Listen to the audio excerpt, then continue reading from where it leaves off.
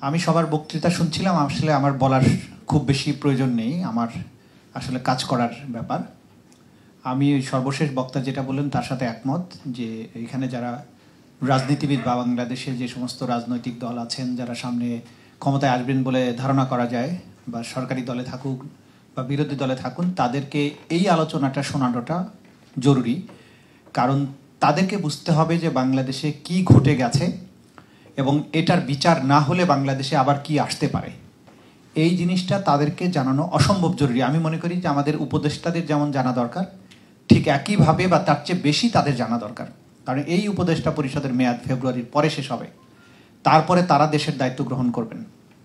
তারা যদি এইটার গ্র্যাভিটি বুঝতে না পারেন, এইটার ব্যাপারে তারা যদি দায়িত্ব পালন না করেন, তাহলে বাংলাদেশ যে কারণে এত রক্ত দিয়ে বিপ্লবের মাধ্যমে একটা পরিবর্তন আনলো, সেই অর্জনটা ব্যর্থ হয়ে যাওয়ার সমূহ আশঙ্কা আছে।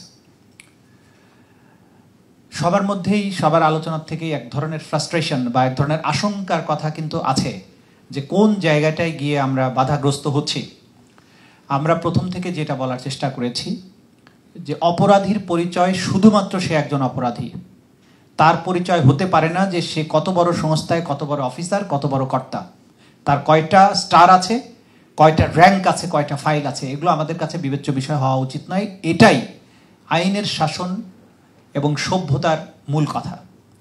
সেই জন্য আমরা অনুরোধ করব যে এই বিষয়টাকে খুবই স্ট্রংলি পাবলিকলি আনতে হবে যে যারা অপরাধী তাদের দায় কারোরই গ্রহণ করা উচিত নয়।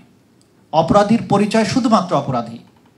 কোনো সংস্থা, কোনো বাহিনী, কোনো এজেন্সি, কোনো দল, কোনো মত, কারোরই তাদের দায়িত্ব নেওয়া উচিত নয়। আইনের শাসন, মানবাধিকার এবং সভ্যতা, জাতির সত্তাকে রক্ষা করতে হলে অপরাধের বিচার নিশ্চিত করতেই হবে।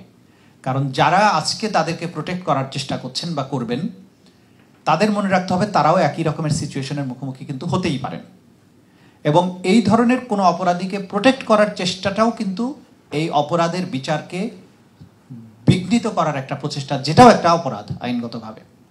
সুতরাং আমাদের মনে রাখতে হবে যে সবচাইতে বড় যিনি ছিলেন, প্রধানমন্ত্রী ছিলেন, তাকেও কিন্তু দেশ ছেড়ে পালাতে হয়েছে।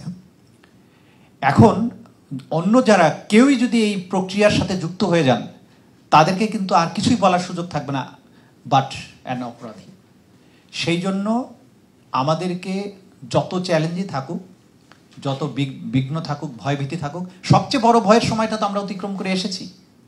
সুতরাং যত চ্যালেঞ্জেস থাকুক, জাতি যেহেতু আমাদের প্রতি একটা এন্ট্রাস্টমেন্ট রেখেছে, গুম কমিশনের প্রতি এক ধরনের এন্ট্রাস্টমেন্ট আছে, বিচারিক সংস্থাগুলো তাদের প্রতি এক ধরনের এন্ট্রাস্টমেন্ট আছে, তাদের সেই এন্ট্রাস্টমেন্টকে রক্ষা করতে হবে বিশ্বস্ততার সাথে।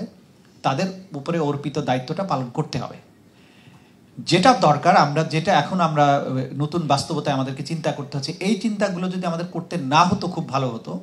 সেটা হচ্ছে যে ডিসেম্বরে ইলেকশন হবে, নির্বাচিত সরকার আসবে, তারা যদি এই বিচার প্রক্রিয়া নিয়ে অগ্রসর না হয়, কেন এই চিন্তাটা আমাদের করতে হচ্ছে? এই চিন্তা থাকলে তো দেখেন, আমাদেরকে ভাবতে হচ্ছে যে আমরা ধরে নিচ্ছি ফেব্রুয়ারিতে নতুন গভর্নমেন্ট আসলে এই প্রসিকিউশন টিম বা এই বিচার ব্যবস্থা নিয়ে অগ্রসর হবে না। তার মানে আমাকে একটা হ্রাস করতে হচ্ছে যে ফেব্রুয়ারির মধ্যে তাহলে আমি কত দূর যেতে পারবো, আমি তাহলে কিছু কাজ আমাকে শেষ করে যেতে হবে। ফলে যতটা নিখুঁতভাবে এই কাজটা করার দরকার ছিল, তা কিন্তু আমি হয়তো করতে পারবো না, আমাকে অনেক বেশি হ্রাস করতে হচ্ছে। গুমের যে গ্র্যাভিটি, যে বিস্তৃতি, এই জায়গায় এই বিচারগুলো করার জন্য যে পরিমাণ সময় দরকার, এতটুকু সময় কিন্তু গুম কমিশনও পাচ্ছে না, আমরাও পাচ্ছি না। এখন আমাকে যদি আমরা অন্তত চার্জশিটগুলো দিয়ে যেতে না পারি, তাহলে এটা বড় ধরনের ব্যর্থতা হবে।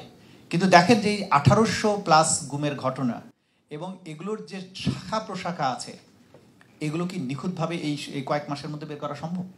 প্র্যাকটিক্যালি তো সম্ভব না। কিন্তু এই অসম্ভব কাজ আমাদেরকে করতে হচ্ছে এই আশঙ্কার থেকে যে পরের গভর্নমেন্ট যদি কোনো কিছু না করে, তাহলে এই যে পরের গভর্নমেন্টে যারা আসবেন তাদের প্রত্যেককে এটা বুঝতে হবে যে কেন তাদের এই জিনিসটা কন্টিনিউ করতে হবে। সানজিদা ইসলাম তুলির পরিবার, তার পরিবারের সদস্য যাদেরকে হারিয়েছেন ওই সময়ের, এখন তারা যদি বুঝতে না পারেন যে তার অ্যাগুনিটাকে অ্যাড্রেস করতে হলে এই বিচার প্রক্রিয়া আগে নিতেই হবে, সেটা যদি তারা বুঝতে না পারেন, এর চেয়ে বড় দুর্ভাগ্য জাতির জন্য আর কিছুই হবে না। তো আমি খুব লম্বা বক্তৃতা দিব না। আমাদের কথা হচ্ছে যে আমরা যতক্ষণ দায়িত্বে আছি, অথবা আমাদের বিবেক বুদ্ধি কার্যকর যতক্ষণ আছে, আমরা আমাদের বিবেক বুদ্ধি প্রয়োগ করে আইন অনুযায়ী, জাতির এন্ট্রাস্টমেন্ট অনুযায়ী আমরা আমাদের কাজ করে যাব। যত ধরনের বাধাই আসুক, এই বাধা ইনশাল্লাহ আমাদেরকে অন্তত দায়িত্বচ্যুত করতে পারবে না। আমরা এটা করে যাবই। একইভাবে গুম কমিশনও সেটা করে যাচ্ছেন সকল বাধা সত্ত্বেও। কিন্তু আমরা আহ্বান রেখে যাব, এবং যারা গুম পরিবার আছেন, যারা সার্ভাইভার্স আছেন, তারা শক্তভাবে ওই সময় দাঁড়িয়েছেন, ভয় পাননি, এখনও দাঁড়াবেন। যারাই ক্ষমতায় আসুক তাদেরকে এই বিচার করতে হবে বাংলাদেশের স্বার্থে, এই জাতিসত্তাকে রক্ষার স্বার্থে, আমাদের আগামী প্রজন্মকে বাঁচানোর স্বার্থে। নইলে এই যে ইনসার মতো নতুন প্রজন্মের যারা, তারা কত এক জেনারেশন টু জেনারেশন কথা বলে যাবে, কাজের কাজ কিছু হবে না, এটা হয় না। ভয়ের সেই শৃঙ্খল, ভয়ের যে বাতাবরণ ছিল, যেটা কখনো ভাঙা যাবে না মনে করা হতো, সেটা কিন্তু আমাদের এই জেনারেশন ভেঙে দেখিয়েছে।